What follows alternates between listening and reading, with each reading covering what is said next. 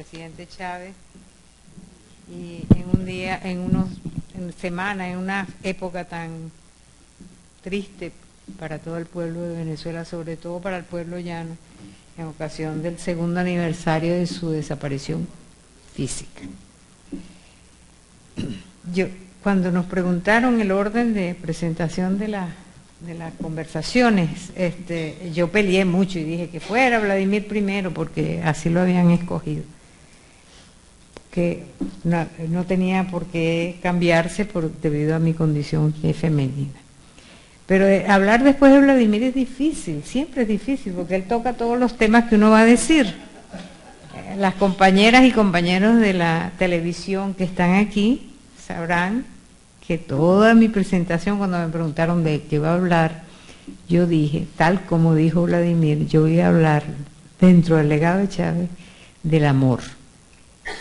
Y bueno, Vladimir lo hizo muy bien y me deja poco margen para decirles algo diferente. Sin embargo, el amor de Chávez era tan grande y tiene tantas facetas y se orientó de tal manera, fue la marca de fábrica, vamos a decir así, de los 14 años o 15 años que estuvo construyendo esta sociedad bolivariana. Y lo voy a hacer, decía yo en la breve entrevista que me hicieron al comienzo en la televisión, lo voy a hacer como antropóloga, porque la sociología no nos da la medida, o la historia no nos da la medida, o ninguna de las disciplinas sociales nos da la medida que nos da la antropología para capturar elementos del amor chavista hacia su pueblo. Decía yo que Chávez, a diferencia de todos los presidentes que lo antecedieron, y no solamente presidentes, sino todos los líderes con influencia fundamental en la vida nacional, él, a diferencia de todos ellos, fue un líder real, un líder, lo que decía Gramsci, orgánico, un intelectual orgánico, porque él era miembro de la clase a la cual defendía. Gramsci decía, un intelectual es orgánico cuando proveniendo de una clase la defiende y le da armas intelectuales para luchar. Y eso lo hizo Chávez. Pero Chávez lo hizo no solamente desde el punto de vista intelectual, lo cual es valiosísimo, sí lo hizo, sino que lo hizo desde el punto de vista amoroso. Chávez convirtió el amor, incluso la palabra amor, el verbo amar, lo despojó de su connotación única y exclusivamente para relacionarse los géneros entre sí, y lo convirtió en la bandera de lucha más importante. De ahí que él no solamente se conectaba con el pueblo a través del amor, dado que él era parte de ese pueblo, sino que al mismo tiempo tuvo la perspicacia y la agudeza de utilizar el amor en la política, que eso no era usual y no fue usual, no ha sido usual en la historia de Venezuela. Todos los presidentes que lo antecedieron, y me voy a referir a los del llamado puntofijismo,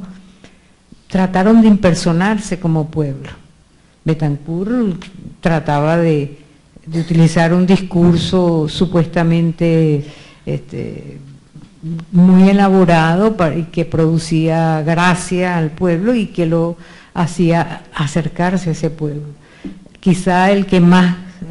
destacó en ese sentido fue Luis Herrera, quien utilizaba, amparado en su condición de llanero, utilizaba un lenguaje, pero no precisamente muy criollo, sino chabacano, tratando otra vez de acercarse al pueblo. Chávez no utilizaba nada, y como es bien sabido por todos nosotros, nada que no fuera auténtico, porque la diferencia con todos los anteriores, incluyendo, nos podemos ir hasta el siglo XIX, la diferencia con todos los anteriores fue que Chávez fue un presidente auténticamente popular. Y le decía yo a las personas que me entrevistaron al entrar al evento, que no solamente era auténtico, popular, sino que Chávez provenía no solamente de las clases populares, sino que era campesino, de origen campesino. Y las clases populares venezolanas son de origen campesino, no son de origen urbano, incluso aunque se manifiesten en el ámbito urbano. Entonces, principios y valores fundamentales para la convivencia en el mundo campesino eran los que él practicaba: la solidaridad, la cooperación, la reciprocidad, el respeto, la tolerancia. De manera de que no es casualidad entonces que dentro de ese marco de pensamiento que impulsa las acciones del mundo campesino, Chávez fuera feminista. Ustedes me dirán, bueno, pero los llaneros son la mayoría muy machistas, pero Chávez siempre estuvo al lado de los más débiles. Y en la relación entre los géneros, el género más débil es el femenino. Yo hablando el otro día con Mario, le comentaba, en ocasión de este aniversario reciente de la muerte de Alí I, yo le decía, bueno, pero es que no hay ninguna causa de lucha que a la que Alí no le hubiera cantado. Tú te pones a pensar, la guerra de Vietnam, él tiene una canción para la guerra de Vietnam, la guerra centroamericana, sea salvadoreña o sea nicaragüense, tiene una canción para eso, tiene una canción para pequeños sectores de la población, para grandes sectores de la población, para la situación mundial, y siempre tenía una canción luchando por el más débil y el más maltratado o las más maltratadas. Bueno, así era Chávez. No hubo una causa que él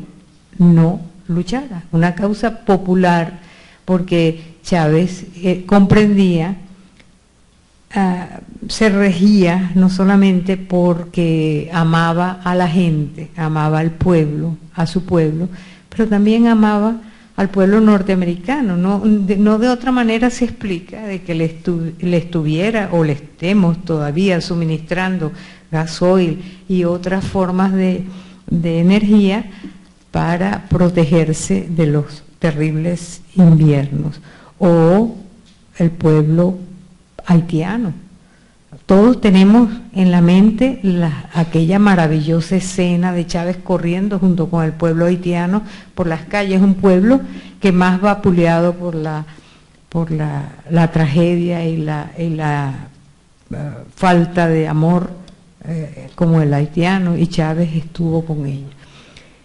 Vladimir mencionaba, y no voy a repetir muchas de las cosas que yo tenía aquí en estas notas, él ya las mencionó. Mencionaba el carácter nacional y el carácter internacional de Chávez, y dentro del internacional mencionaba fundamentalmente a la patria grande,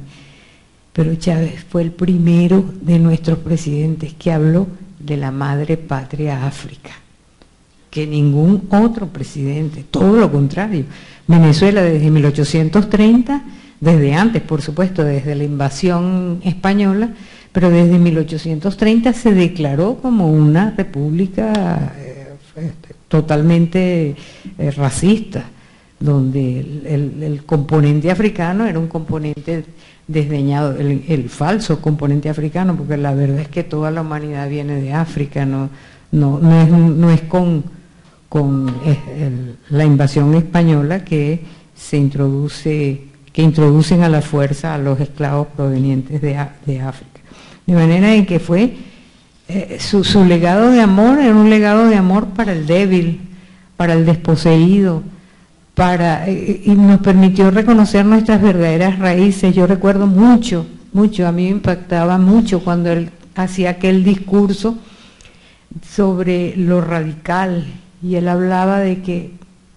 había que ser radical porque lo radical era lo que nos conectaba con la raíz, y que la gente entendía lo radical de una manera equivocada como algo extraordinariamente combativo, qué sé yo, y poco clara la lucha etcétera, sino que él decía hay que ser radical, porque lo radical es lo que nos permite conectarnos con nuestras raíces. Y nuestras raíces, y eso le sirvió para su política sur-sur, las raíces eran no solamente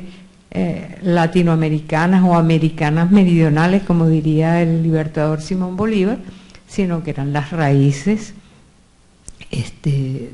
con África y con el África subsahariana fundamentalmente.